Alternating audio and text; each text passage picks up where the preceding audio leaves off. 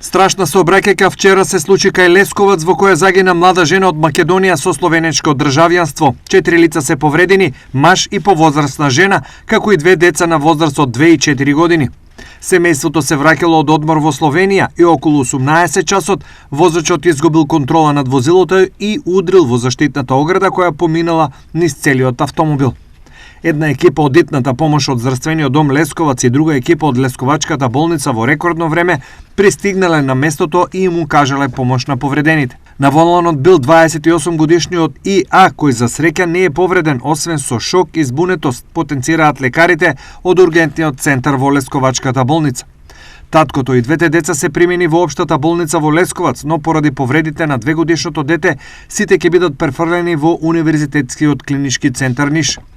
Таткото и 4-годишното дете се стабилни и неповредени, додека 2-годишното дете имало скршеница на подколеницата со рана и е целосно прегледано од ортопед, велат од општата болница.